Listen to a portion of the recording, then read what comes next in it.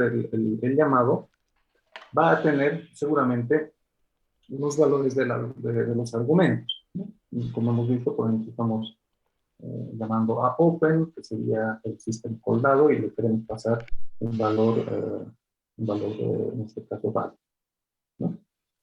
Por ejemplo. Ok, entonces este valor que está en el programa, en el código del programa, tiene que ser accedido por el código del sistema call. Okay. Entonces, ¿cómo va a funcionar? De acuerdo al tipo, podríamos directamente guardar el valor, por ejemplo, si es un entero, entra en el registro, un entero, directamente ese valor en el registro, ¿no? Como les digo, el tamaño del registro puede soportar una cierta cantidad de bits, entonces podríamos utilizar directamente en el caso de que haya un solo valor, que sería el argumento. Perfecto. Entonces, el valor se lo guarda y se ejecuta el código de llamado del sistema, ¿no es cierto? Y ahí hemos visto que tenemos que cambiar el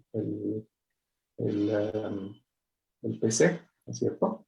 El program counter, y seguramente el PC lo vamos a guardar también en un registro, ¿no? Entonces podemos guardar, por decir algo, en el registro número 2. Entonces el registro número 2 va a guardar el PC. ¿Ok? ¿Por qué estamos guardando el PC? Porque una vez que termina la ejecución de la función, tenemos que volver exactamente al lugar original, o sea, a la dirección donde estamos apuntando el código. Entonces voy a cambiarnos, no es PC, es la dirección, le vamos a llamar PCD. ¿Ok? Bien, una vez que hacemos eso, saltamos a ejecutar la función. ¿Ok? Entonces, el código de la función, ¿qué es lo que tiene que hacer? Ahora tiene que leer el valor del registro, ¿no? Porque sabe el compilador y el código ya compilado del sistema, del system call, lo que hace inicialmente es acceder a ese registro para poder utilizar el valor que ha pasado el usuario, ¿no? Y una vez que ha terminado, volvemos a la ejecución que hemos dicho antes. Para volver, se utiliza el valor guardado de la dirección donde estaba el PC Counter, ¿no? Entonces el PC Counter va a pasar de aquí a ejecutar aquí. Y una vez que ha terminado, vuelve a la dirección original. Ok, entonces este sería el caso simple, vamos a decir, donde el system call tiene un solo argumento, o uno, dos o pocos argumentos que son números suficientes de registros, porque la cantidad de registros es muy limitada en un sector. Hay que optimizar su uso. Ok, segunda posibilidad es que yo tenga muchos más parámetros y obviamente en este caso no vamos a tener suficiente espacio en los registros, cantidad de registros. Entonces, en ese caso vamos a definir un bloque de memoria donde van a estar guardados todos los argumentos, ¿no? Ok, entonces copiamos los argumentos en ese bloque de memoria y ahora vamos a cargar la dirección donde comienzan estos argumentos y vamos a guardar eso en uno de los registros. En este caso sería, por ejemplo, el registro número 0. Entonces estamos almacenando una dirección. Y obviamente, una vez que estamos ejecutando ya el system call, entonces él sabe dónde ir a recuperar esa información porque tiene la dirección guardada en el registro 0. Entonces, como anteriormente, una vez que se han guardado los argumentos, se ejecuta ya la llamada al system call, se cambia, se guarda el PC, etcétera, y podemos empezar a ejecutar el inicio del código, donde las primeras instrucciones van a ser ir a recuperar los diferentes argumentos en la posición guardada en el registro, ¿no? Que sería X. ¿Ok? Y finalmente vamos a ver cómo funcionaría el caso de una pila. ¿Ok? Entonces, tenemos ahora en la memoria una estructura que va a ser el stack o la pila, y el código, ¿no? Va a ejecutar instrucciones que van a guardar los argumentos de manera inversa a su uso, ¿no es cierto? Porque es una estructura donde ponemos información y la información más reciente es en realidad la que va a salir primero, ¿no? Entonces, por eso es que vamos a poner el último argumento en la pila y así sucesivamente hasta llegar al primer argumento. Y una vez que ya está toda la información en la pila, tenemos que guardar dónde en memoria está la posición de la pila en ese momento, ¿no es cierto? Y eso se hace a través del stack pointer, que es un valor que también podemos guardar, que está en el CPU, entonces es una especie de registro, donde se va a almacenar la dirección de la posición actual de la pila, ¿no? Entonces la pila va a ir creciendo y decreciendo de acuerdo a su uso. Entonces podemos tener, por ejemplo, un llamado recursivo. Entonces en ese caso vamos a tener la pila y todos los diferentes parámetros de cada llamado se van a ir acumulando, y, etcétera, etcétera, ¿no? Se han debido ver en algún curso donde se estudia el uso de estas estructuras. Ok, entonces una vez que ya tenemos los argumentos en la pila, vamos a guardar la dirección del top de la pila en el stack pointer, ¿no? Y como ya se pueden imaginar, invocamos ahora el system call, entonces hacemos el llamado y vamos a poder ejecutar el código, ¿no? Y se puede imaginar también qué es lo que va a hacer. Va a empezar a hacer pops utilizando la dirección del top de la pila para poder ir recuperando todos los argumentos, ¿no? Y una vez que tiene todos los argumentos, va a poder ejecutar el código y finalmente devolver el valor. ¿Ok? ¿Se ha entendido esto? ¿Tienen alguna pregunta?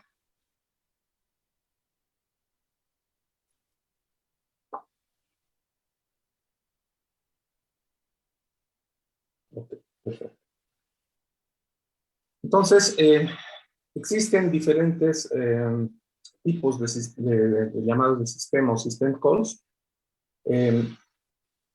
Varios de ellos que se refieren al control de procesos. Y en la unidad 2 vamos a justamente comenzar a estudiar cómo se manejan los procesos dentro de un sistema operativo, ¿no? Entonces podemos, por ejemplo, tener un system call para crear un nuevo proceso, para terminarlo, hacer un end, un abort,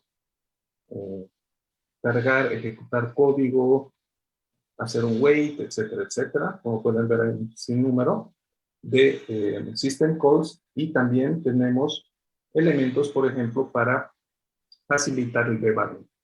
Si ustedes recuerdan, les había mostrado un mal programa que pasaba un puntero de una manera errada, ¿no es cierto? Y habíamos visto que hacía un segmentation fault, entonces había un problema y generaba, les dije, un core dump, ¿no es cierto? Entonces la memoria se copiaba en algún lugar.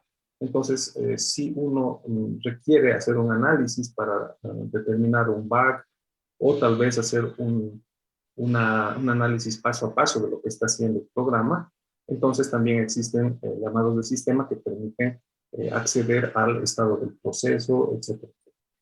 Y también tenemos otros para manejar a través de logs, o sea, bloquear el acceso a partes de la memoria, ¿no? Para que no se mezclen datos, etcétera. Entonces vamos a poder también utilizar estos elementos.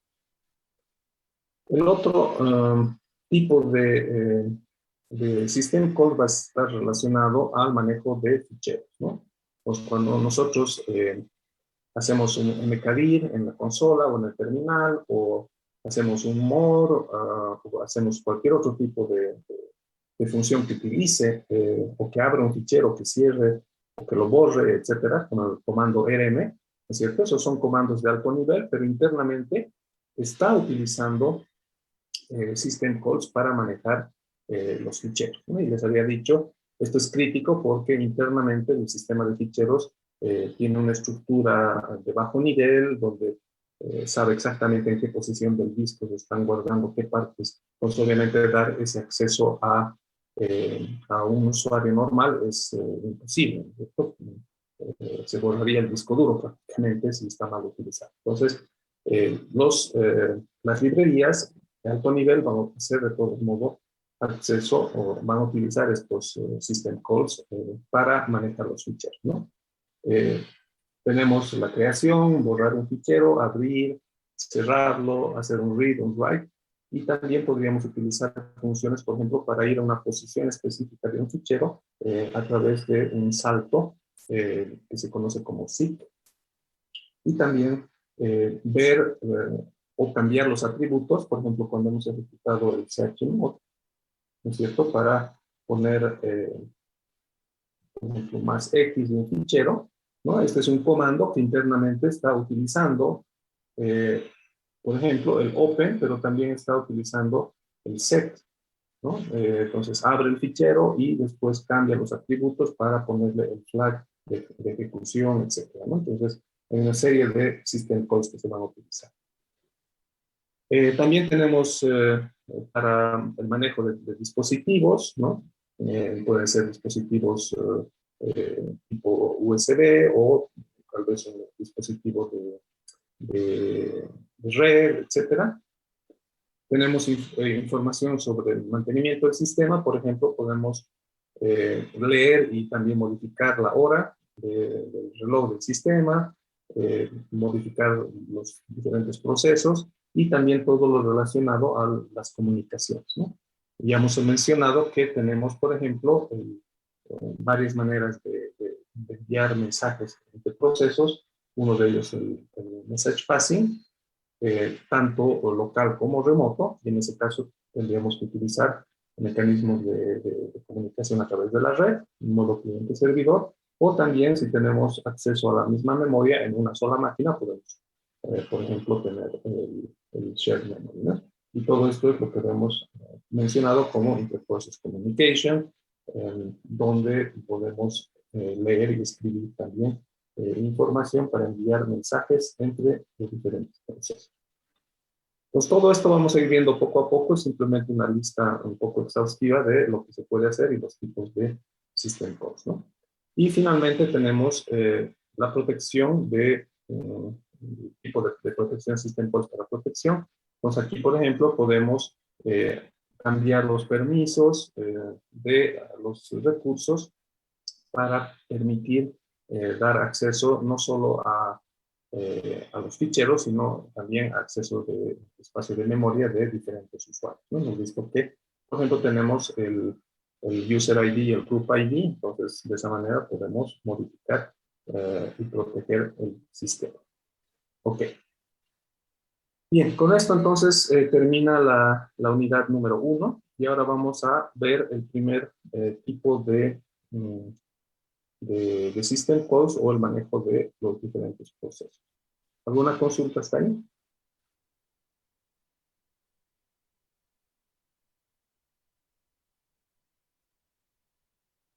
Salir.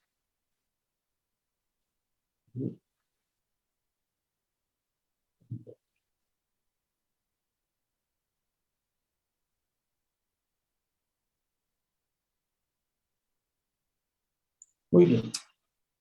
Entonces, en esta parte vamos a estudiar tres cosas. Cómo se manejan los procesos dentro de un sistema operativo, cómo se hace el scheduling, o sea, el hecho de poder ejecutar varios procesos en una especie de pseudo paralelismo o de paralelismo de acuerdo a la cantidad de CPUs que se tiene, y cómo se puede enviar mensajes a través de los interprocess communication entre los procesos. Entonces vamos a, por ejemplo, el día de mañana ver cómo podemos crear procesos de manera explícita y, por ejemplo, enviar algún tipo de mensaje bien básico. Vamos a ver la creación de la relación de procesos con la creación de hijos. Vamos a ver que es bien interesante cómo se puede crear toda la estructura del sistema operativo basado en procesos. ¿Ok? Entonces, como ya habíamos indicado varias veces, un proceso en un sistema operativo es una sucesión temporal de acciones, ¿no? Un programa, vamos a decir, que se va a ir ejecutando eh, una a una las instrucciones, ¿no? De acuerdo a lo que el programador ha especificado en su programa y ha sido compilado, ¿cierto?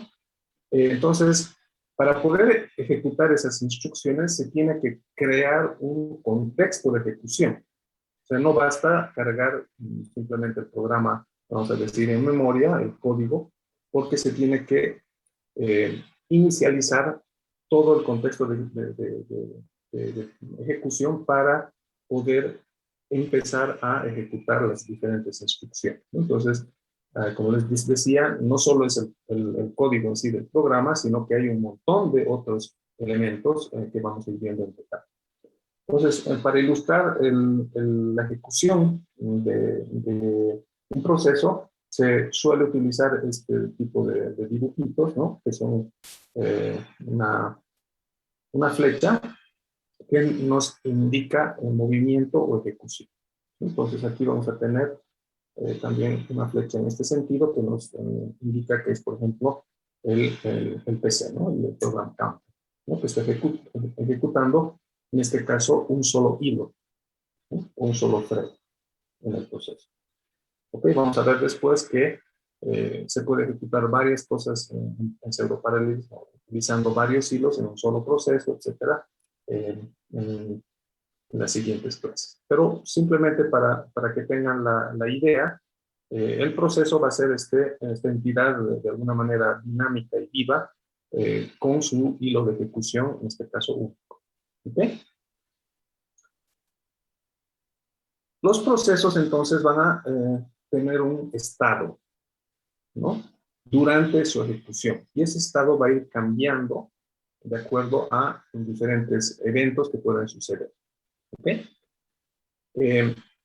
Cuando el usuario o el sistema operativo inicia en el programa, el usuario está poniendo una llamada de sistema para crear un nuevo proceso, por ejemplo, o el sistema operativo decide, dentro de sus atribuciones, crear un nuevo proceso, va a crear este contexto de ejecución y va a asociar un estado nuevo.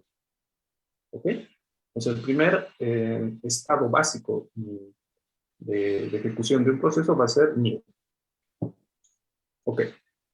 Como hemos visto, el proceso va a seguramente utilizar el CPU, ¿no es cierto? Para, por ejemplo, comenzar la ejecución del main, que es el punto de entrada inicial del proceso, ¿no? Eso lo hemos visto varias veces.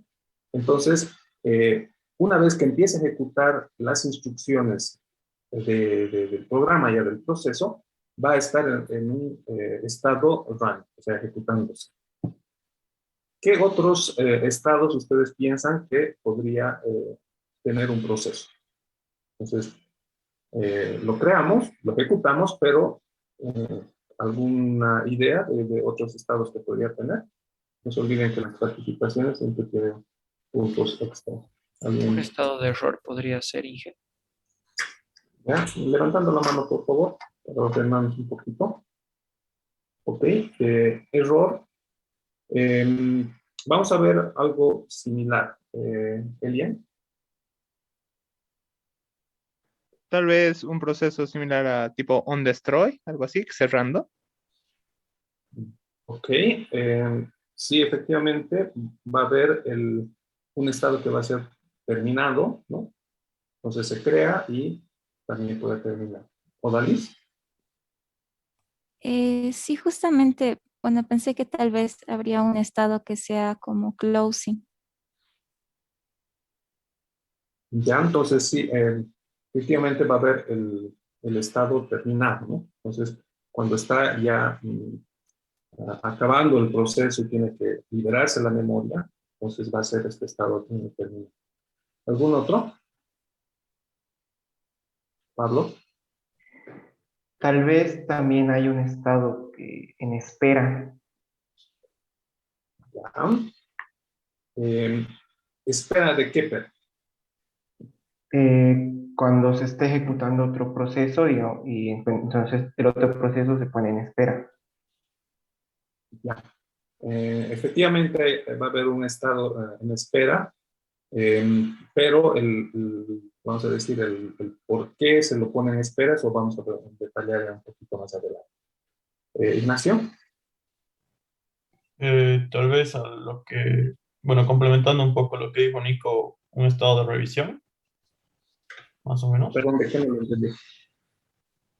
Un estado de revisión, Revisión, ¿en qué sentido? tipo si hay algún error o algo, sino para que pase directamente al close o al el estado de espera, digamos. Y ya, revisión como tal no va a haber, pero sí va a haber un estado intermediario. No se olviden que el CPU tiene que, vamos a decir, eh, utilizar o ejecutar varios procesos, ¿no es cierto? Entonces, ya habíamos dicho que en el sistema operativo lo que es darles un pequeño tiempito de CPU a cada uno de ellos y estamos viendo que si bien hay un estado donde se está ejecutando, tendría que haber un estado intermediario donde no se está ejecutando. Tal vez a eso se refiere. Efectivamente va a existir uno. ¿Algún otro?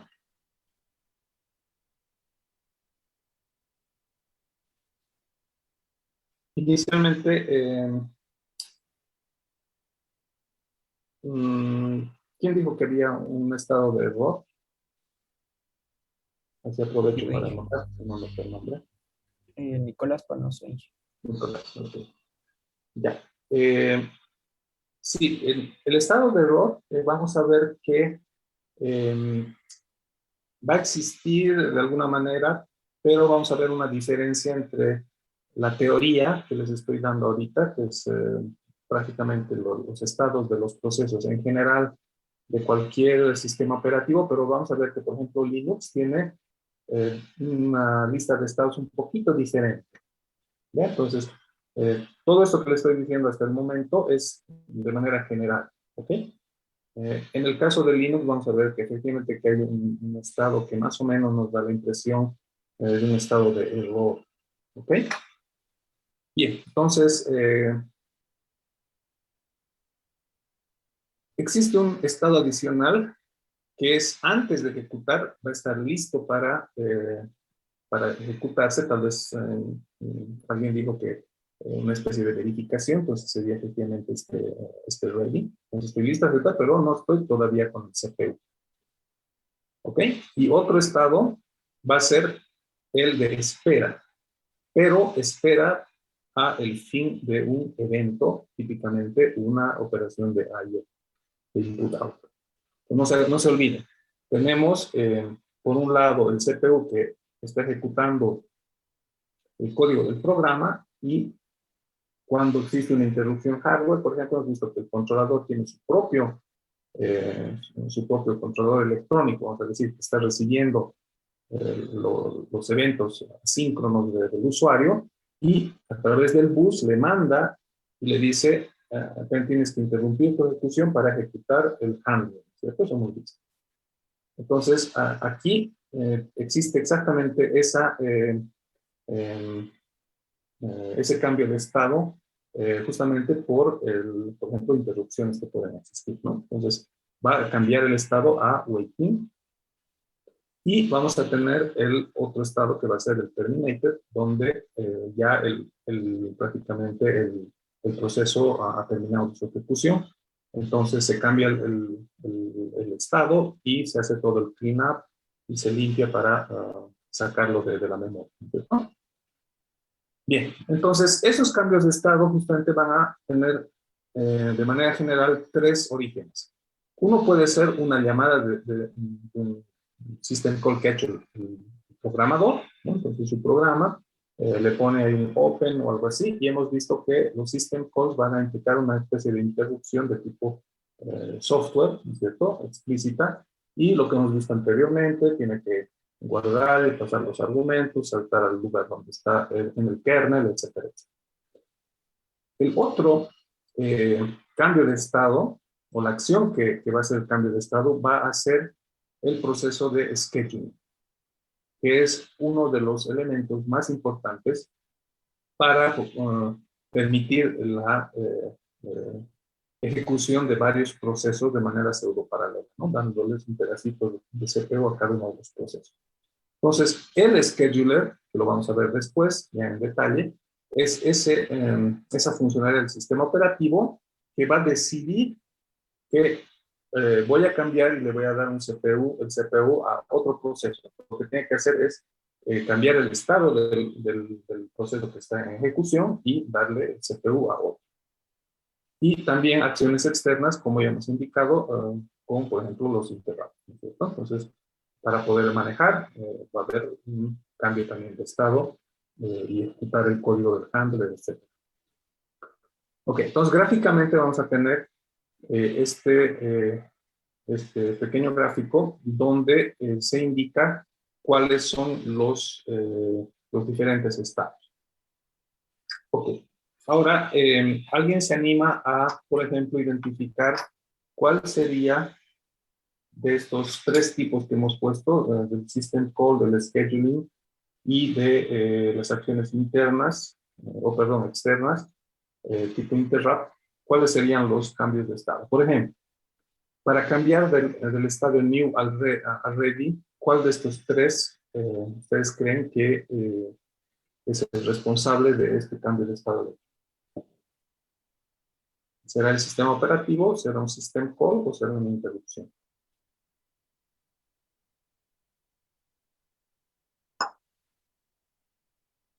¿Alguien se anima?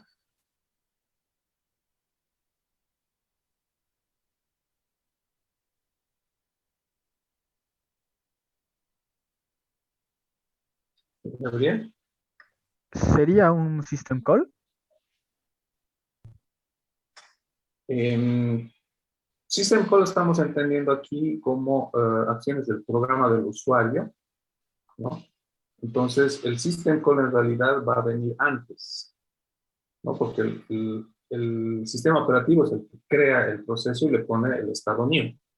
Entonces, el system call, como les decía, está antes. Ya una vez creado el proceso, una vez que ha terminado de inicializarse, es el sistema operativo en realidad el que lo pone en estado ready. ¿Ok? Entonces está listo para ejecutar cuando le dé el CPU el schedule. Ok, entonces, ¿quién sería el que cambia el estado de ready a running?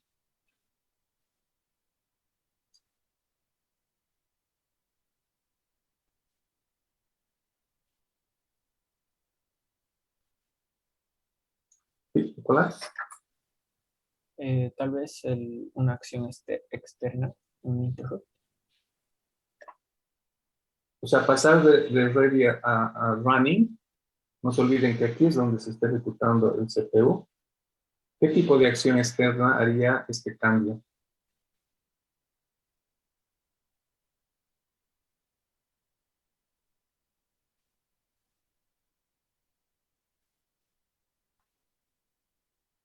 ¿Será realmente un interrupt que hace que le dé el CPU? No se olviden que hay un scheduler aquí, ¿no? Que está chequeando el estado de los diferentes procesos, ¿no? Proceso 1, vamos a poner otro se llama no círculos porque se puede confundir con los estados. Vamos a poner cuadrados, por ejemplo. ¿Cierto? Entonces tenemos el scheduler y tenemos proceso 1, proceso 2, etc. Él está dando el tiempo a cada uno de ellos. Y cada uno va a tener su propia máquina de estado, ¿no? Con esto de hecho. Entonces, solo uno puede estar en estado running, ¿correcto? Porque hay un solo CPU.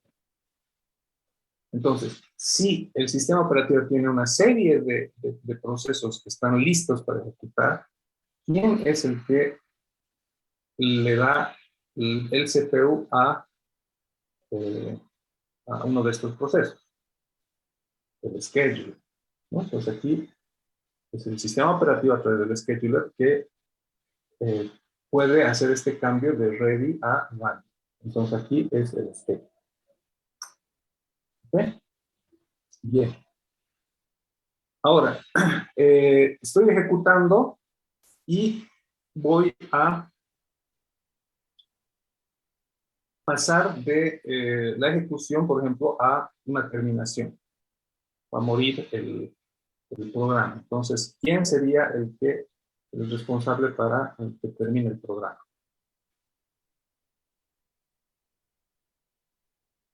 ¿Quién se anima?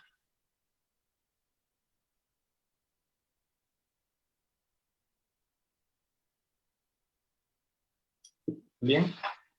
Yo creo que podría ser, digamos, una acción del programa que le indique cuándo debe terminarse, o tal vez podría ser también un interrupt, digamos, apretas Alt F4 y se tiene que terminar el proceso, o lo cierras a través del administrador de procesos también, puede ser.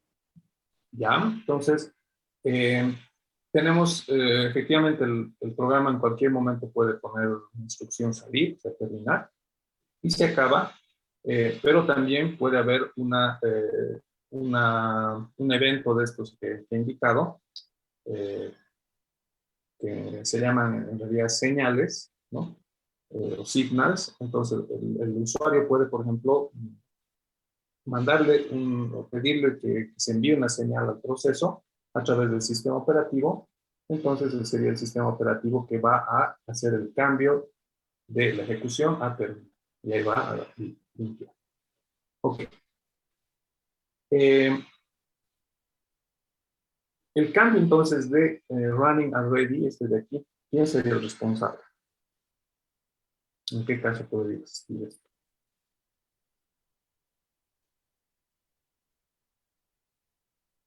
¿Alguien se anima?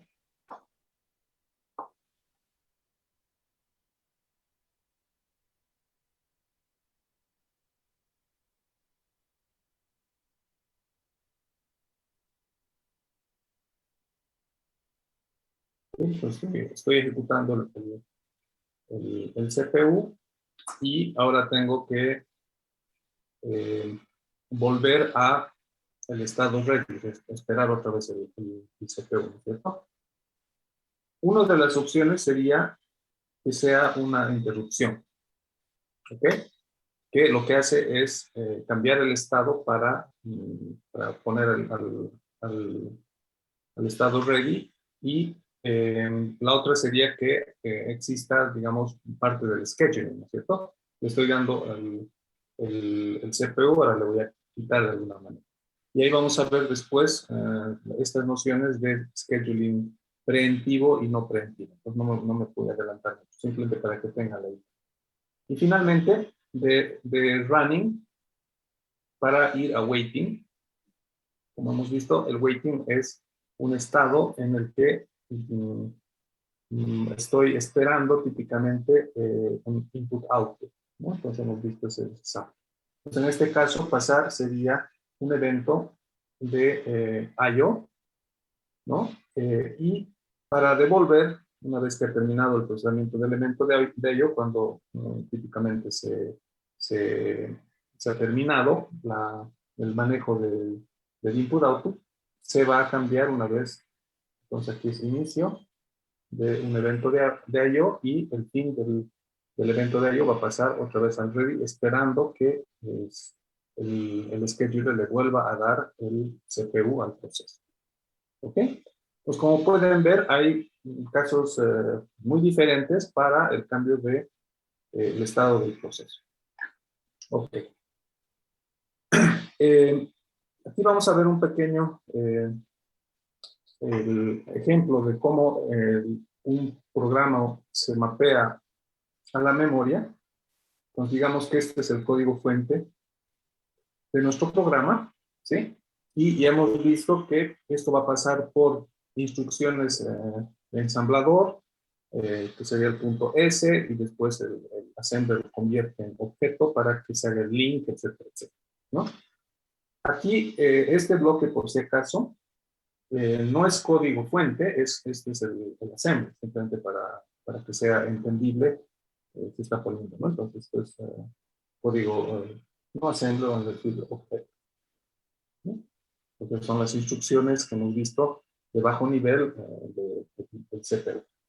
Ok, entonces, esta compilación va a ser cargada en la memoria.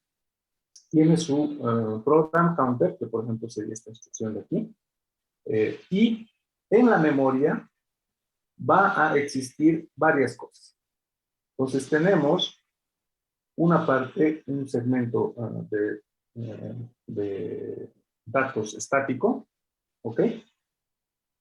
Donde, por ejemplo, se van a guardar labels o, por ejemplo, los strings, ¿no? Cuando uno, por ejemplo, hace un hello world y hardcodea el mensaje en el, ¿cómo se llama? En el código, ¿no? No es un input que está teniendo el usuario, sino que el programador ha puesto hello world entre comillas. Entonces ya hemos visto que el compilador genera el string y lo va a poner aquí porque es una constante que no se va a mover nunca más, ¿no? Entonces aquí están los labels y las constantes. Pueden ser numéricas, etc. Y esta parte de aquí va a ser llamada el heap.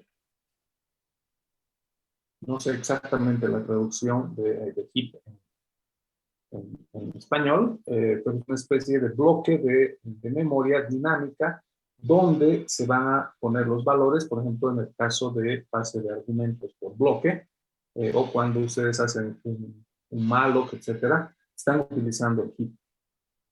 ¿Okay? Entonces aquí es donde el malloc pone sus datos y después los elimina, es memoria dinámica.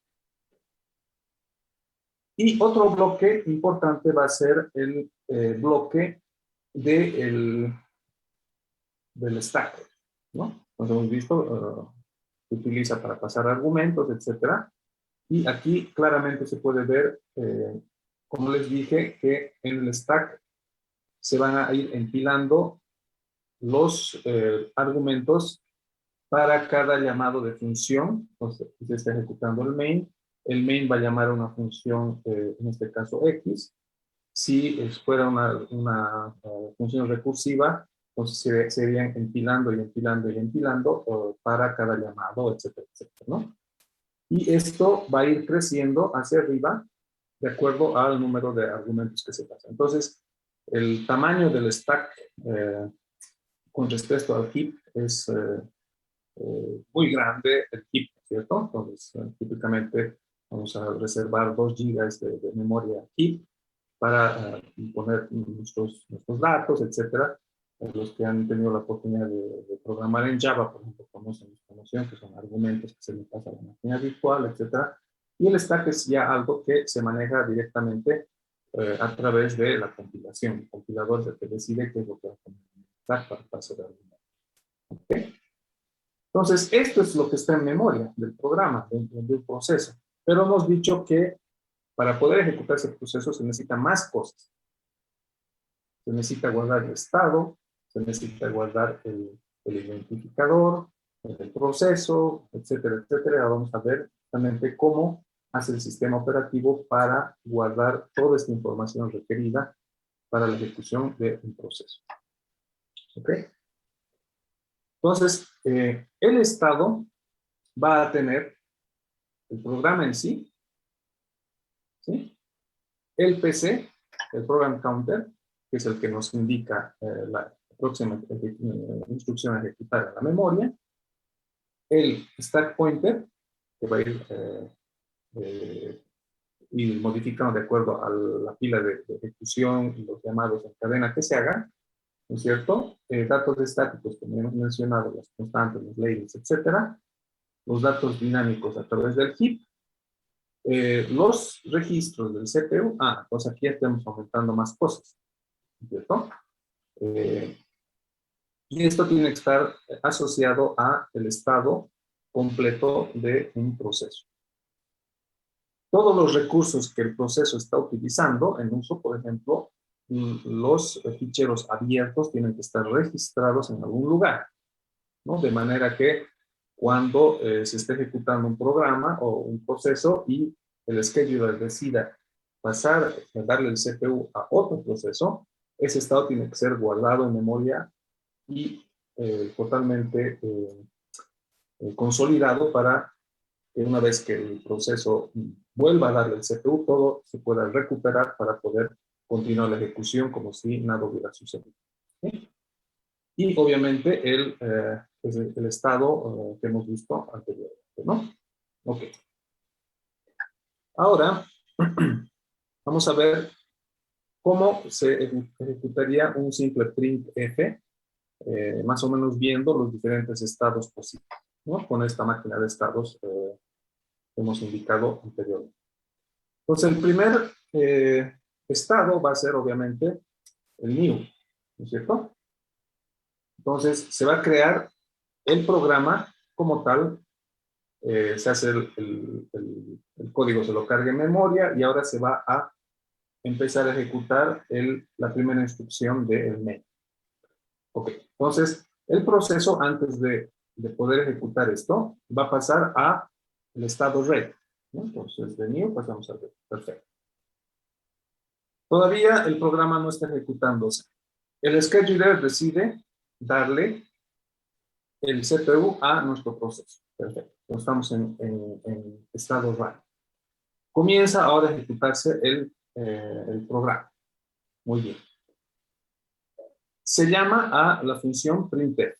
Y como hemos visto, la función printf va a ejecutar, ¿no? Entonces aquí en otro lado de la memoria, en la librería estándar, tenemos el printf, etcétera. Y el printf va a ser seguramente un write, es un system call.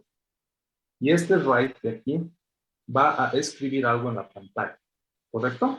Entonces, estamos ejecutando, estamos hasta ahí todo bien. Empieza a ejecutarse la función printf hasta llegar a la instrucción write. Entonces, la instrucción write es un handler, vamos a decir, que tiene que manejarse para poder poner los datos en la pantalla. Entonces, es una operación de input-output. Pues en ese sentido vamos a pasar a waiting por el I/O. Tenemos que poner esto de aquí en la pantalla a través de un file. Entonces cambia el estado a waiting y ahora, una vez que ha impreso en la pantalla el Hello World, tiene que volver al estado ready, ¿no? Entonces esta parte de bajo nivel que no se ve, está en realidad cambiando el estado. Todo está listo para poder mostrar el dato en la pantalla. La operación de I/O ha sido exitosa, pero por el momento el CPU todavía no ha ejecutado esa instrucción, ¿correcto?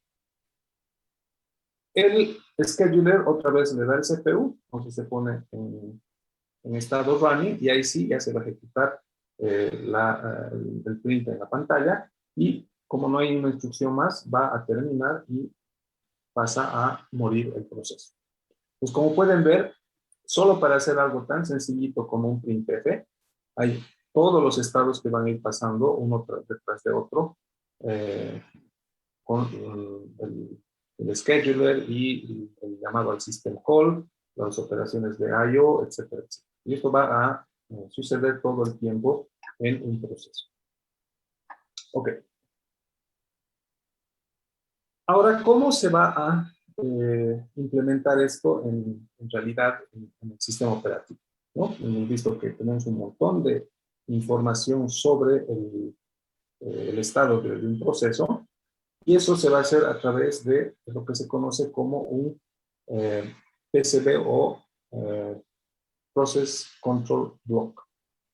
Entonces es un bloque de memoria que tiene toda la información sobre el estado y los datos del proceso, como decía, para que el scheduler pueda ir cambiando de un proceso a otro, asignando el CPU. Entonces, este PCB tiene datos dinámicos, es una estructura dinámica, donde el que está cambiando el estado va a poder guardar o almacenar los diferentes datos. ¿Sí? Pues aquí podemos, por ejemplo, ver el estado, que es importante. El PCB también va a tener el identificador o el número del proceso, el PID. El program counter, o sea, la memoria donde se está ejecutando esa instrucción. El stack pointer, que hemos indicado anteriormente. El valor de los registros. Entonces ya sabemos que si hay un cambio de estado, se tienen que almacenar también los valores del registro, de manera que cuando tengamos que continuar a ejecutar, se tienen que cargar esos valores del registro, ¿no? Todo el tema de la memoria con el hit pointer, etcétera, que hemos visto, para manejar el espacio, saber desde dónde hasta dónde está reservado. ¿Quién es el dueño de ese proceso? ¿No? Entonces, además del Process ID, tenemos el User ID, de manera que sepamos, el sistema operativo sepa si es el root o si es un usuario normal y darle los privilegios correspondientes. La lista de recursos utilizados, en este caso ficheros abiertos, pueden ser también sockets abiertos para utilizar la red, etc. Una cola de punteros, eso vamos a ver la estructura, cómo se maneja dentro del sistema operativo, información sobre el scheduling, ¿no? Estatus del I/O y un montón de otra información. Entonces esto va a cambiar no solo el contenido del PCB, sino también la estructura interna que maneja el sistema operativo de acuerdo a la implementación del sistema operativo. En un momento les voy a mostrar una implementación de un PCB de un sistema operativo X y también les voy a mostrar cómo está implementado el PCB en Linux. Y Windows va a tener otro, Unix va a tener otro, etc., ¿no? Entonces, el diseñador del sistema operativo es el que tiene que identificar exactamente qué es lo que necesita tener en el PCB para garantizar toda la ejecución de los diferentes procesos. ¿Okay? Entonces, el PCB va a ser este bloque de datos, en una estructura de datos, donde se van a poner y leer y escribir los diferentes valores para poder permitir al scheduler hacer su trabajo. Ok. Pues aquí tengo dos enlaces. Vamos a ver el primero.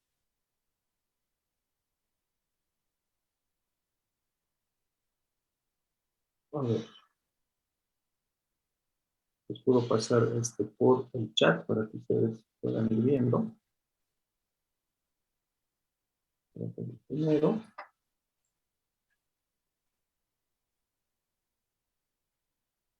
Y en este caso, como pueden ver, es un sistema operativo totalmente desconocido para mí en todo caso, que parece que es un proyecto de una universidad donde están estudiando cómo implementar sistemas operativos, ¿no? Desde hace algunos años. Y tiene un fichero pcb.c, donde ya sabemos que los puntos C son los ficheros donde está la implementación, es un poquito más grande, para que puedan ver.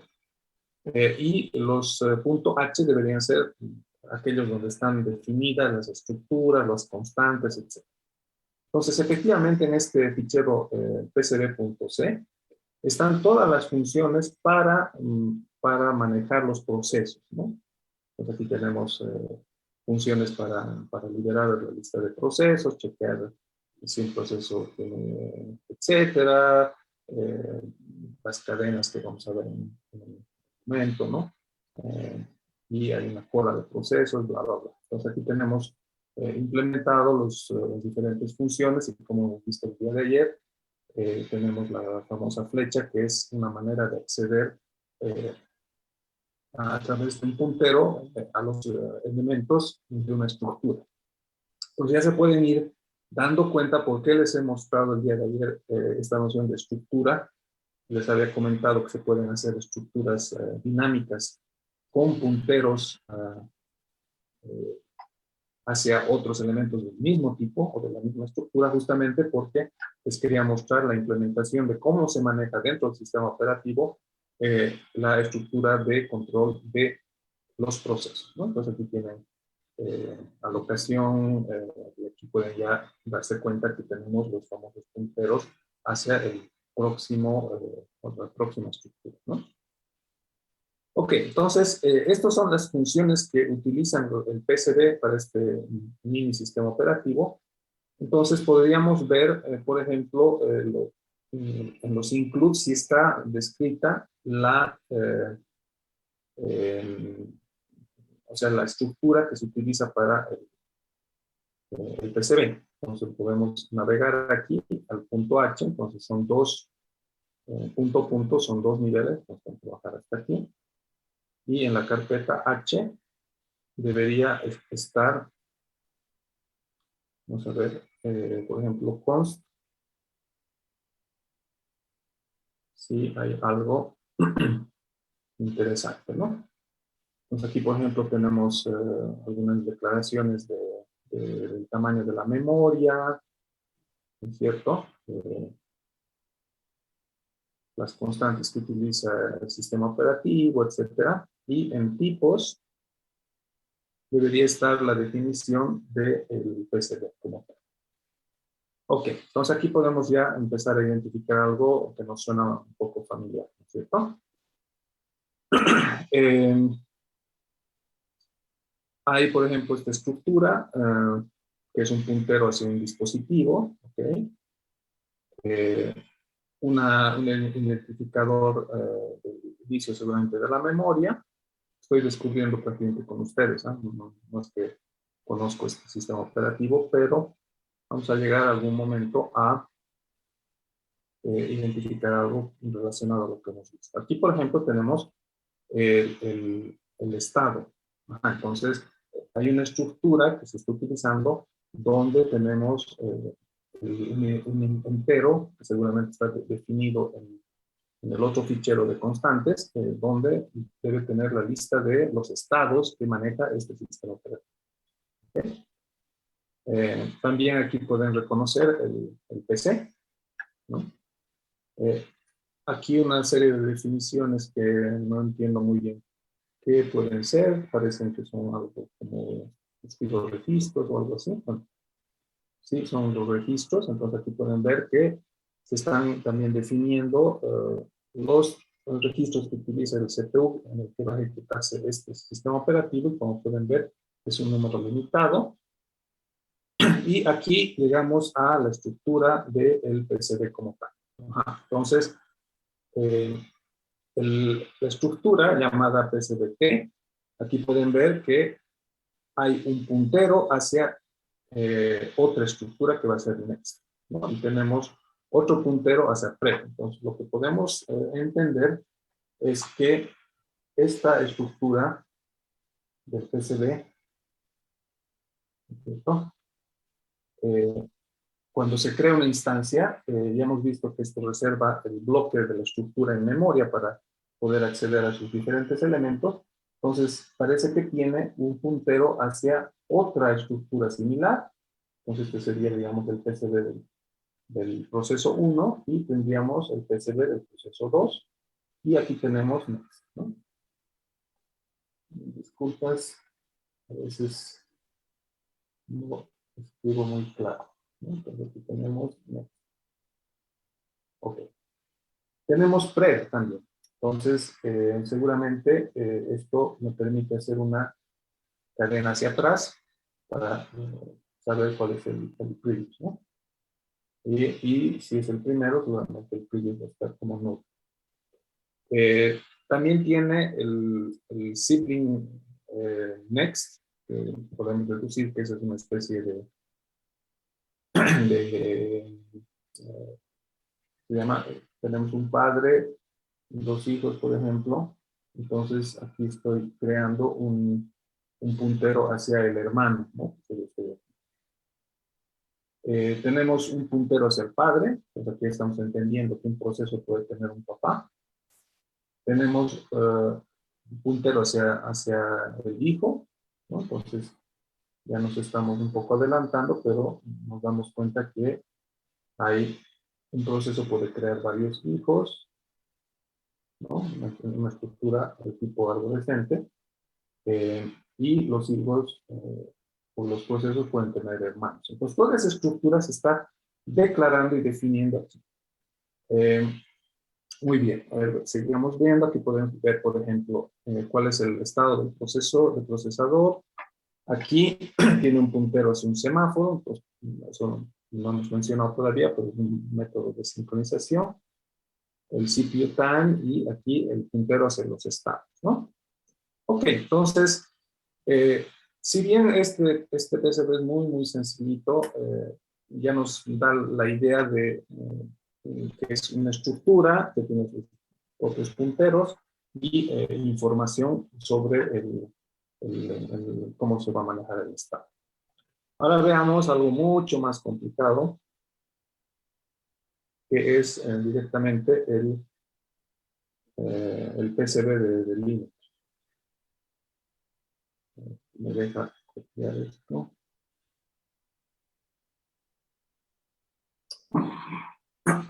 Disculpas, a veces mi máquina se zapatea con el Zoom.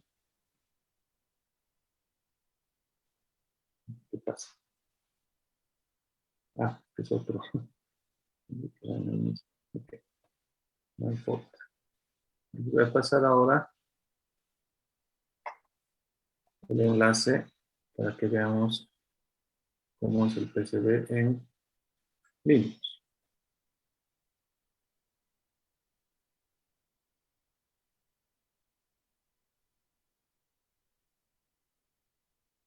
Okay.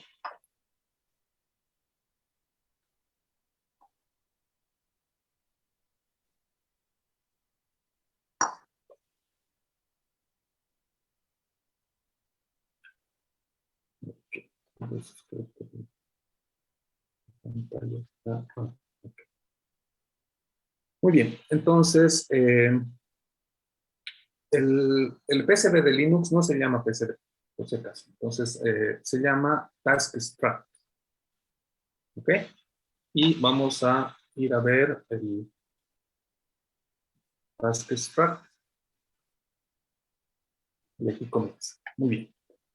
En C no les había comentado, pero existe una manera de definir bloques que van a ser considerados de acuerdo a estos especies de valores que son una definición para hacer una compilación condicional, ¿no?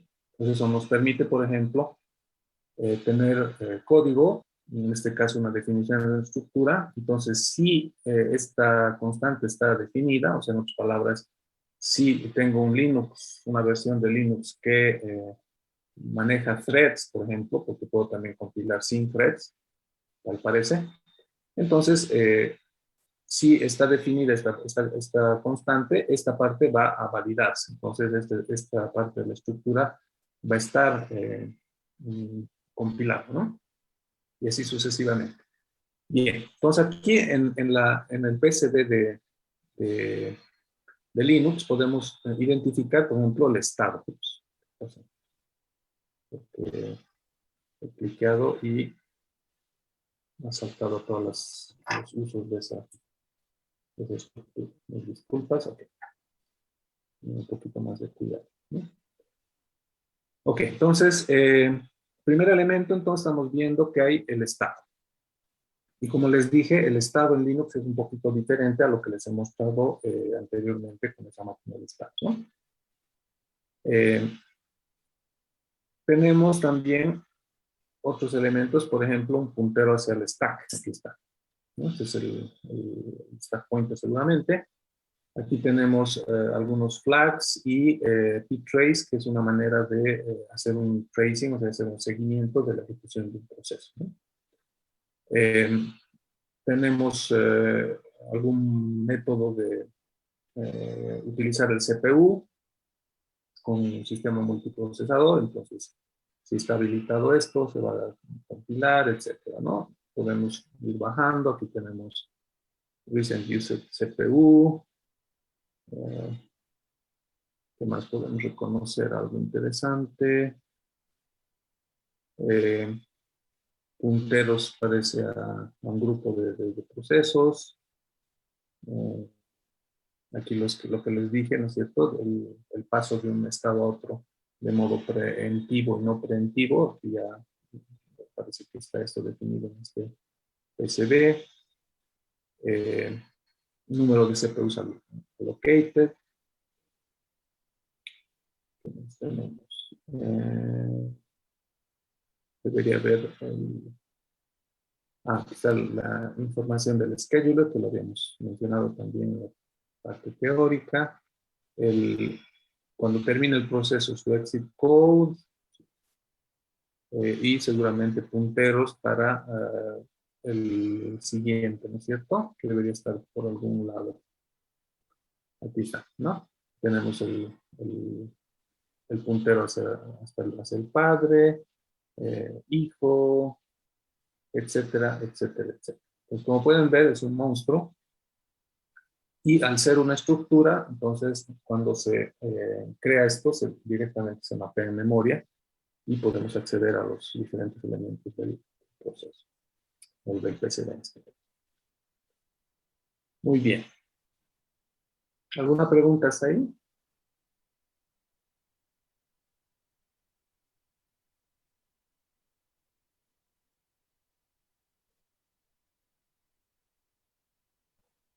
Muy bien. Adicionalmente a esto, Linux en particular va a tener una pequeña tabla de procesos que se la llama init-task. Aquí está el enlace, tal vez podemos ir a ver. Y como pueden ver, es directamente el repositorio de Linux Torvalds. Y seguramente esta es la última versión de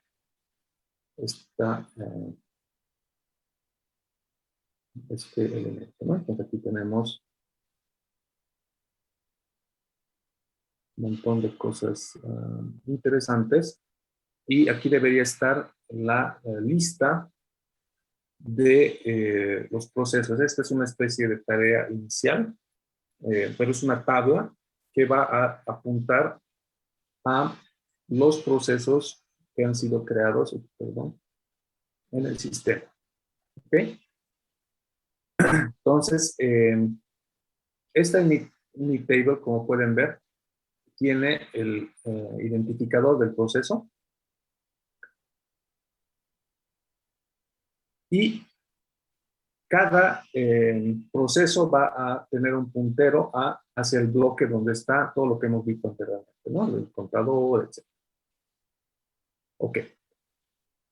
Ahora, ¿cómo se manejan se atribuye el CPU y se cambia? Eso va a utilizar esta tabla de procesos, pero va a ser el sistema que va a manejar otra estructura de datos para poder ir, de acuerdo al cambio de estado, ir poniendo los procesos en diferentes estructuras de tipo core, que vamos a ver ahora. Ok, entonces, como hemos visto, la ejecución de un programa va a requerir la creación de un PCB cuando se inicie un nuevo proceso en el sistema operativo. Como es una estructura en C, típicamente, directamente se instancia, o sea, se hace un malloc del nuevo contexto de ejecución y se le pasa ese espacio de memoria al sistema operativo para que lo inicialice. Entonces ahí va a poner todo lo necesario para poder empezar a ejecutar el programa correspondiente.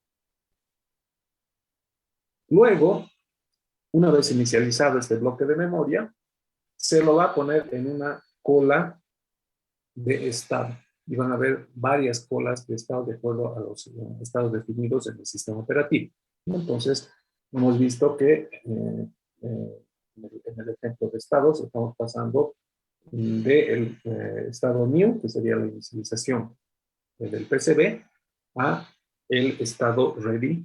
Entonces va a haber una cola de estados ready donde van a estar todos los procesos, o sea, los PCBs, la representación del proceso, listos para que el scheduler le asigne el CPU. ¿Okay? Y cuando el proceso termina, ¿no? Entonces va a ir saltando de una manera de una cola a otra, de acuerdo a lo que las interrupciones, a lo que decide el scheduler.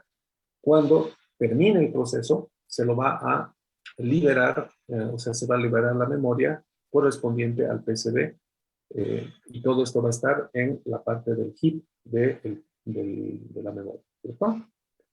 Perfecto. Entonces, estas colas de estado lo que hacen es manejar, de acuerdo al estado de cada uno de ellos, para poder saber cómo vamos a ir utilizando un proceso detrás de otro. Y eso va a ser, obviamente, el scheduler que va a implementar sus propias políticas de asignación de CPU o de cambio de proceso. Entonces, estas políticas van a depender del sistema operativo, cómo se maneja cada una de las cosas. Y vamos a tener, por ejemplo, para los dispositivos de I/O, hemos visto que tenía su propio controlador, entonces cada uno de estos va a también tener su propia cola de espera. ¿Ok? Pues como pueden ver, la estructura de base es el PCB donde está todo el estado del proceso, y de acuerdo al estado actual del proceso, se lo va a ir poniendo en la cola y es el scheduler que va a ir decidiendo el cambio de estado y pasando a la cola de estado running y dándole el CPU efectivo. Ok, entonces aquí podemos ver más o menos con estos punteros que hemos visto. Obviamente eso depende de la implementación. Visto que hay punteros hacia los padres, hijos, siblings. Pero básicamente la cola, ¿qué es? Es una estructura de datos que prácticamente tiene un puntero hacia el inicio de la cola, y vamos a ir encadenando los diferentes elementos, y el último va a tener directamente un puntero hacia el último PCB, ¿no es cierto? Entonces, de su curso de estructura de datos ya se pueden imaginar cómo se hace, por ejemplo, para pasar de un estado X, este elemento, pasarlo a la cola, a esta cola de aquí, ¿cierto? Entonces, gráficamente, ¿no es cierto? Entonces,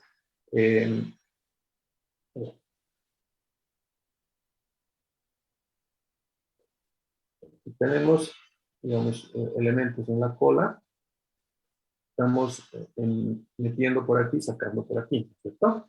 Entonces, el último elemento de la cola va a ser este de aquí. Tenemos un puntero directamente y queremos cambiar de estado de ready, por ejemplo, a wait. ¿Cómo hacemos? Vamos a hacer de que este PCB venga aquí, entonces tenemos que actualizar el puntero de header, eliminar este de aquí, hacer la cadena y ya está. Actualizamos y redirigimos el tail aquí y eliminamos este box. Y listo. Entonces, es un manejo totalmente sencillo gracias a estos punteros de las estructuras, que rápidamente se puede cambiar el estado y poner un PCB simplemente manejando unos pequeños punteros en esta estructura de datos. ¿Ok? Muy bien. Pues ahora vamos a entender qué es lo que se conoce como context switching, ¿no? Entonces hemos dicho, un proceso necesita un contexto de ejecución que va a ser toda la información guardada en el PCB. Entonces, Cuando el sistema operativo está listo para iniciar la ejecución de un proceso en espera, ¿no? ¿Qué es lo que tiene que hacer? Tiene que cargar los registros en el hardware, que sabemos que el CPU tiene sus propios registros, el PC, etcétera, y esos datos están guardados en el PCB. Entonces, por eso es que en el ejemplo que les he mostrado estaba la lista de registros del procesador, ¿no es cierto? Ok.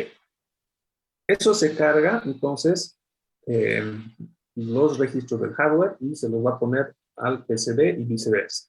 Entonces, esa ida y vuelta de leer datos del hardware, ponerlos al PCB y después leer los datos que están guardados nos va a servir justamente para permitirle al CPU que cuando ejecute pueda modificar los valores, como ya está guardado en el PCB que está en espera. El CPU está ejecutando un proceso y obviamente eso está cambiando los valores del registro, del stack pointer, etcétera, etcétera.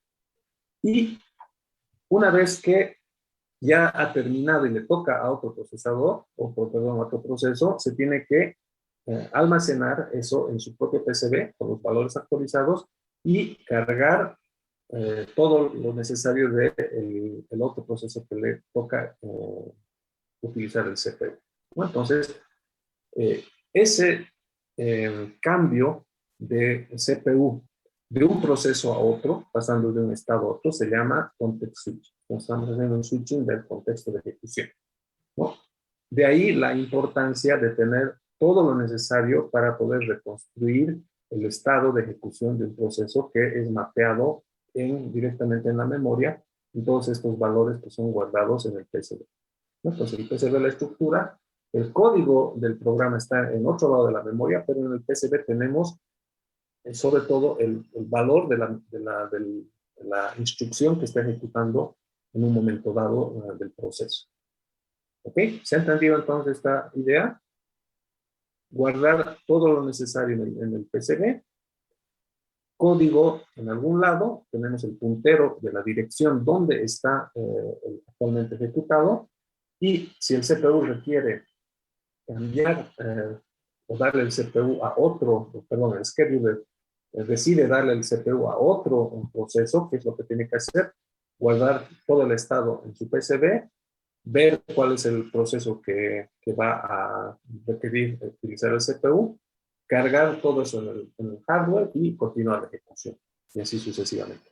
Entonces, eso se llama context switching. Estamos haciendo un cambio constante del contexto de ejecución entre diferentes procesos.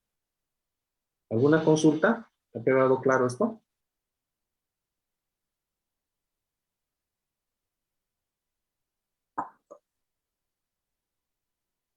Ok, perfecto.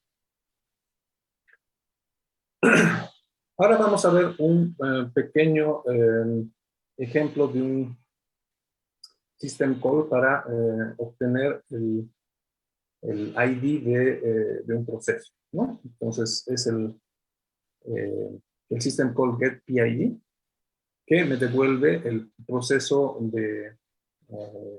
actual que está ejecutando el código, y también existe otro system call que es getPID, que es el parent PID. Hemos visto que existe una relación padre-hijo que se va creando en el sistema operativo. Ok, entonces veamos la ejecución de este pequeño programa. Entonces voy a venir aquí. Y primero voy a ver el man getPID. Ok. Entonces aquí efectivamente me pide que haga un include de estos dos headers y me dice que el getPID no recibe ningún argumento y me devuelve el identificador con el dato de tipo PID-T, ¿no? Que seguramente está definido en uno de estos headers, que en principio es un entero. ¿Ok? Bien, y ¿Qué más dice? Algunas notas. Prácticamente eso, ¿no? Muy bien. Entonces vamos a ver un pequeño programa que simplemente me va a imprimir el identificador del proceso. Lo declaro aquí como entero directamente, ni siquiera estoy utilizando el tipo PIDT, porque deben ser equivalentes. Y como hemos visto el día de ayer, estoy utilizando el printf para imprimir el valor. Pues nada del otro mundo, ¿no? Pues ahora voy a compilar esto. ¿Ok? Y ejecuto. Ok, entonces, al ejecutar el programa a.out, ¿qué es lo que sucede? El programa a.out se ha compilado, hemos visto que tiene el código ensamblador y es un objeto que puede ser cargado en memoria, etcétera, con las instrucciones de bajo nivel.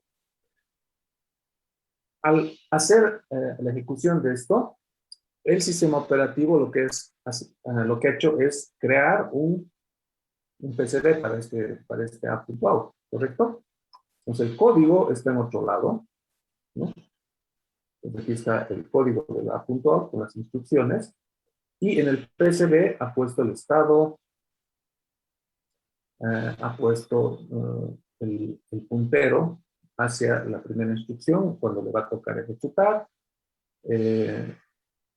si hay ficheros abiertos, la memoria, etcétera, etcétera, ¿no? Toda esa información. Y el sistema también le ha asociado un Process ID, ¿no? Entonces, ha grabado el Process ID de este nuevo proceso que se ha creado cuando estoy creando, ejecutando el programa a.out, y aquí lo estoy imprimiendo. Ok. Indirectamente, para poder ejecutar este programa, entonces ha pasado por el estado new, después ha pasado al ready, después el CPU le ha dado la chance de ejecutarse, se ha ido al estado running. Ahí hemos visto que para hacer el print tiene que pasar al waiting.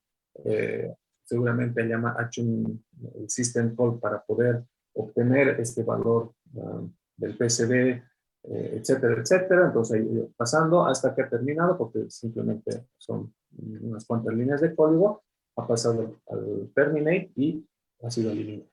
¿Ok? Muy bien. Pues, ¿qué pasa ahora si yo ejecuto de nuevo el a.out? ¿Será que recibo el mismo número de Process ID o será que recibo otro nuevo? ¿Qué opinan?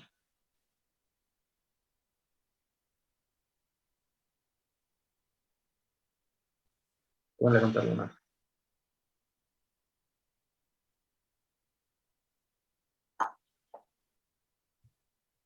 ¿Mismo ID o ID diferente?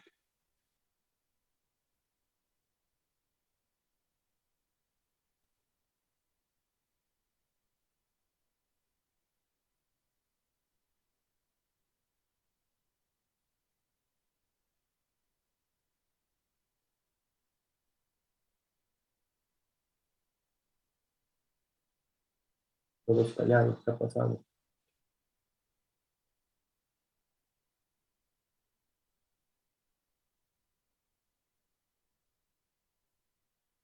¿Mismo ID, ID diferente?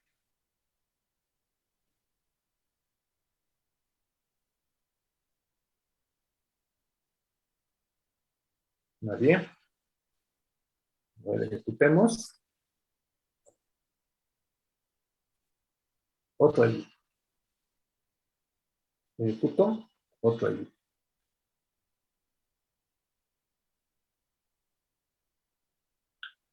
Entonces, aquí estamos viendo que entre esta ejecución y esta de aquí, el número no es exactamente el siguiente, ¿no es cierto?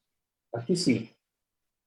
¿Ok? Entonces, Lo que implica es que entre la ejecución de este a.out y la siguiente ejecución, un nuevo proceso que se ha creado, como hemos esperado un cierto tiempo, seguramente el sistema operativo ha creado y ha matado, o tal vez siguen ejecutándose otros procesos, ¿no? Entonces el sistema está todo el tiempo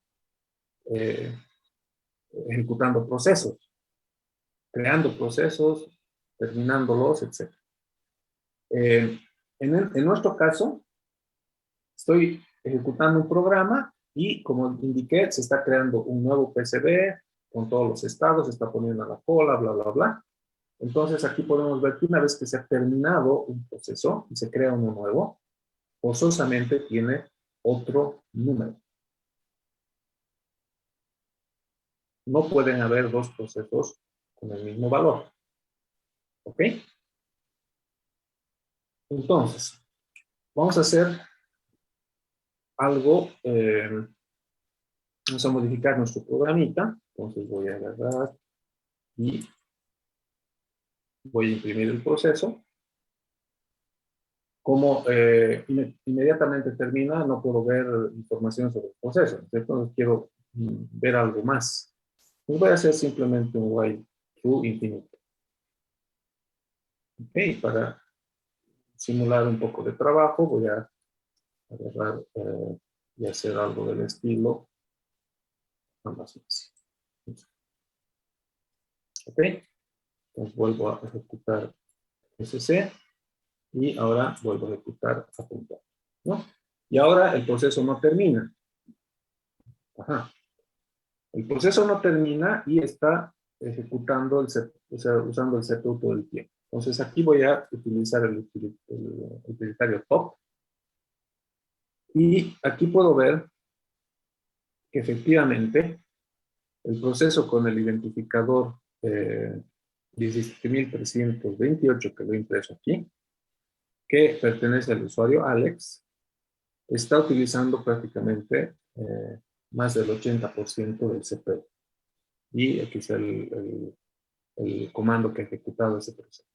O sea, aquí estoy malgastando el CPU todo el tiempo, ¿no? Porque estoy ejecutando y no estoy dejando mucho espacio para otros procesos que trabajen. ¿Sí? Muy bien. ¿Cómo puedo yo ver el estado del proceso? Entonces, en Linux, esto no es, vamos a decir, el Unix puro, pero en Linux existe una carpeta que se llama /proc, donde están todas las imágenes y el estado y toda la información sobre todos los procesos del sistema basados en el número del proceso. Entonces aquí le voy a poner el número 228 y si aprieto Tab 2 veces, me da una lista de ficheros, vamos a decir, que tienen información sobre este proceso que se está ejecutando aquí. Varios de ellos son críticos y también información binaria, vamos a decir, entonces no todos puedo ver el contenido, ¿no? Aquí que podemos reconocer, por ejemplo, tenemos información sobre el scheduling del proceso, tenemos información sobre la memoria, seguramente aquí está detallado la imagen de la memoria de este proceso, etcétera. Y hay uno que sí podemos leerlo, que va a ser el status. Entonces, si yo hago un more de proc status, ¿no? Fíjense, aquí tengo el nombre del proceso, la máscara de ejecución y el estado. Entonces, el estado ahorita está running. Y tengo el ID del proceso que corresponde a ese de aquí. Y aquí, por ejemplo, puedo ver quién es el padre del proceso, ¿no? Y seguramente un montón de información, etc. Entonces, si yo hablo de nuevo, el estado sigue running porque está efectivamente ejecutando todo el tiempo y el top nos mostraba que prácticamente está consumiendo todo el CPU del procesador, ¿no? De hecho, mi ventilador está empezando molestar. Ok. Entonces ahora voy a matar este proceso y para eso voy a utilizar control C. Entonces control C lo que hace es mandar una señal al proceso para terminar, ¿no? Lo que había comentado alguno de ustedes, ¿no? Eso vamos a ver también en detalle cómo se manejan las señales. Ok, entonces ha muerto el proceso. Si trato de abrir otra vez el estado de ese proceso, seguramente ya no debería existir, ¿no? Entonces, ha terminado, su PCB en memoria se ha eliminado y todo el estado, etcétera, del /proc para ese proceso, ya. Muy bien. Pues ahora lo que me interesa es ver un cambio de estado. Entonces voy a modificar mi pequeño programa y lo que quisiera es hacer un sleep. Entonces, no solo usar el CPU, sino también explícitamente ponerlo a dormir al proceso por un cierto tiempo. Pues voy a hacer man sleep, ¿no? Es una función que yo quiero utilizar. Y aquí me encuentro con un pequeño problema. Que el manual de sleep me está mostrando no el system call, sino un comando de usuario, o sea, un comando de shell, ¿no? Entonces aquí si leo un poquito, dice que puede hacer uno sleep por algunos segundos. Entonces si yo escribo sleep aquí, le digo dormí un segundo, duerme un segundo y continúo. Entonces este es el manual de un comando de shell, pero no del API de C que yo quiero utilizar en el programa. Entonces ustedes si utilizan la opción "-k" del man, ¿okay? Les va a dar una lista de todo lo que encuentro con esta palabra. Entonces aquí yo puedo revisar y decir, ok, hay el sleep, que es el man pages de la sección número 1, que es para comandos, entonces es el que yo acabo de ver, pero existe otro que está en la sección número 3, aquí en paréntesis. ¿Ok? Y dice, especifica el número de segundos que hay que dormir. Ah, pero este es en otra sección del man pages, ¿no? Entonces, está agrupado por diferentes tipos y, por ejemplo, en la sección 3 también hay otro U-Sleep. Y aquí es una manera de dormir por microsegundos. Entonces, como yo veo ahora el man de la sección número 3, voy a poner man-s mayúscula, el número de la sección y el comando. ¿Ok? Entonces, veo y efectivamente ahora me muestra el API del call system. Entonces, ¿qué necesito saber? Necesito saber que tengo que importar este header y tengo que darle el número de segundos que quiero que duerma como argumento. Nada más. ¿Ok? Entonces, voy a editar mi pequeño programa. Verifico si tengo el header correspondiente, entonces está aquí, puedo utilizar. Perfecto. Entonces, ahora lo que voy a hacer es hacer un sleep, ¿no? De manera que haga un trabajito y se vaya a dormir, ¿no? Entonces para hacer una simulación, voy a hacer algo del estilo, una bucle con i menor a, digamos, 10.000 y voy a implementar esto. Y le voy a poner un printf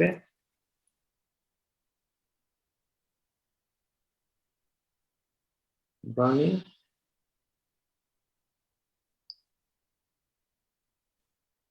y aquí para que sea suficientemente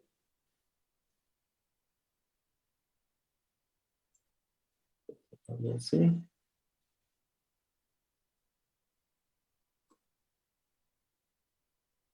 Un tipo de trabajo inútil. Y aquí voy a hacer A igual Más J menos J. Y aquí voy a hacer. Estoy haciendo esto porque algunos compiladores se dan cuenta que es trabajo inútil, entonces ni siquiera ejecutan el código, ¿no? Entonces, voy a hacer algo del estilo A es igual a A más I. Y una vez que he terminado, voy a decir un printf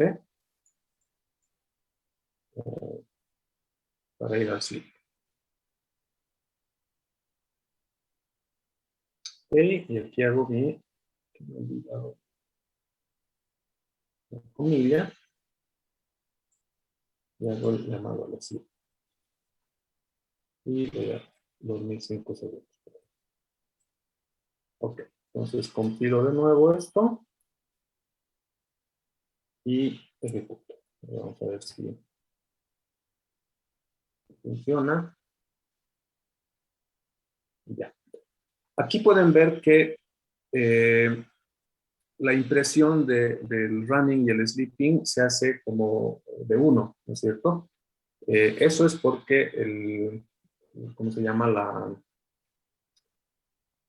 El buffer de mostrar algo con el printf optimiza, entonces no está imprimiendo exactamente en el momento. Entonces aquí da la impresión de que el running es muy rápido, pero en realidad sí está haciendo el running. Eso quería mostrarles que sí funciona.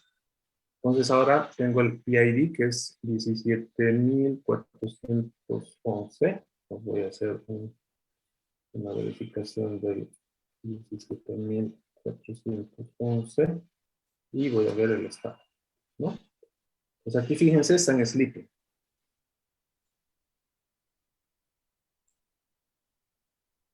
A ver, sigue en sleeping. Ok, entonces creo que el delay es demasiado cortito. Vamos a cambiar el valor para que trabaje más.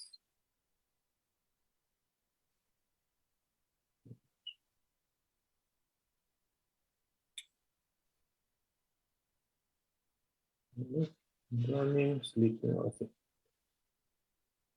Ok, entonces aquí obviamente he cambiado el valor. Es 405.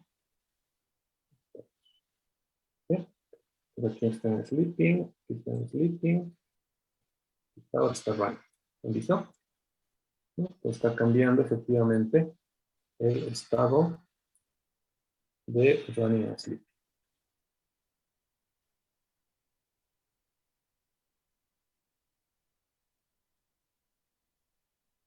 Perdón. 125.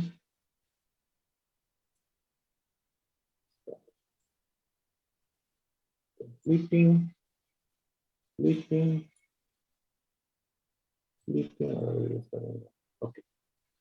Bien, entonces aquí podemos ver que el estado sleeping, por ejemplo, no lo habíamos visto en nuestra diapositiva de diferentes estados, ¿no? Por eso les decía que eso depende mucho del sistema operativo. Y es exactamente lo que les quería mostrar aquí. Entonces yo estoy en el estado running. Si hay un control C, por ejemplo, que sería una señal de parar, va a, perdón, un control Z aquí, no control C, control Z, ¿no? Es una manera eh, de hacer un stop del proceso, ¿no? Y cuando llamo al sleep, fíjense aquí está, se va al estado sleep. Y puede terminar, hay más estados, estos son algunos, cuando se hace un exit y existe la posibilidad también de que haya un estado zombie, que es algo que está un poco perdido ahí, muerto, pero que no puede continuar a ejecutarse, ¿no? Entonces lo que quería mostrarles también era este de aquí. Cuando ustedes están ejecutando un programa, le pueden mandar una señal con el control Z y eso le va a cambiar el estado al proceso a stop. O sea, o sea, se queda como congelado y pueden ustedes mandar otra señal para volver a continuar la ejecución. ¿Ok? Entonces veamos eso. Voy a volver a mi programa y voy a hacer control Z. ¿Ok? Entonces aquí pueden ver que el programa está stop. Aquí tengo un identificador porque aquí puedo ejecutar varias veces. Por ejemplo, puedo hacer otra vez a.out. Entonces crea otro proceso con otro ID.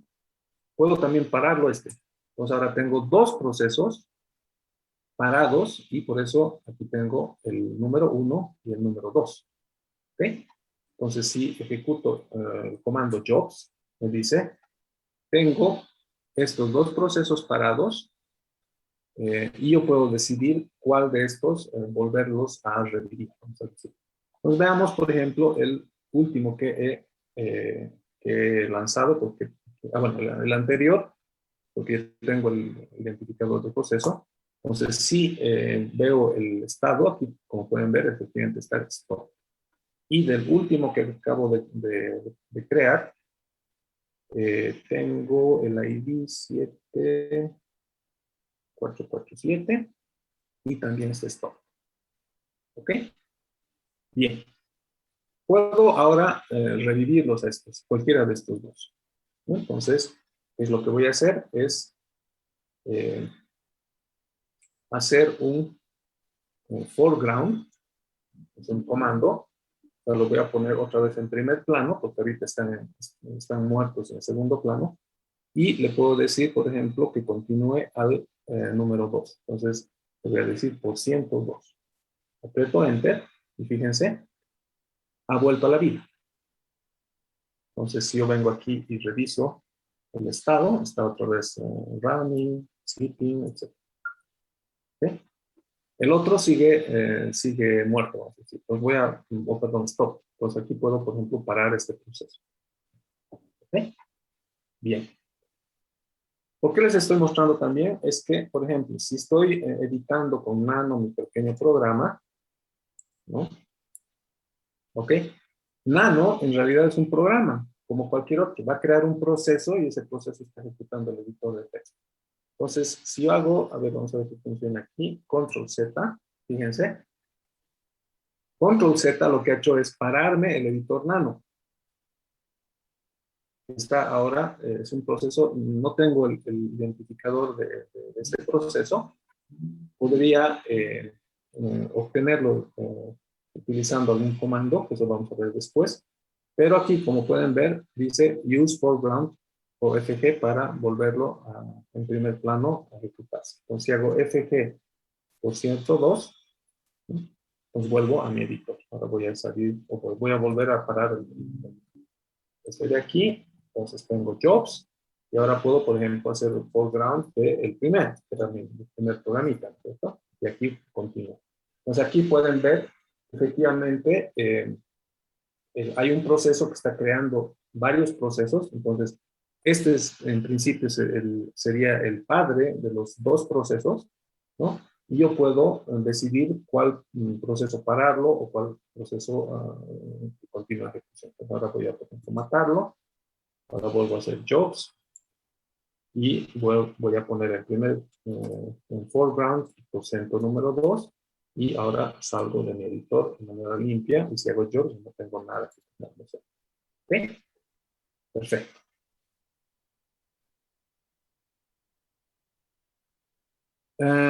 Ok, creo que con esto vamos a parar aquí.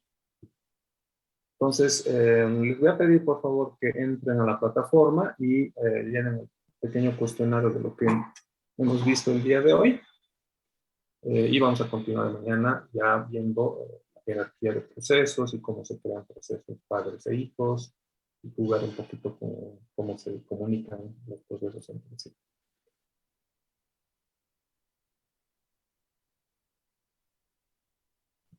Entonces,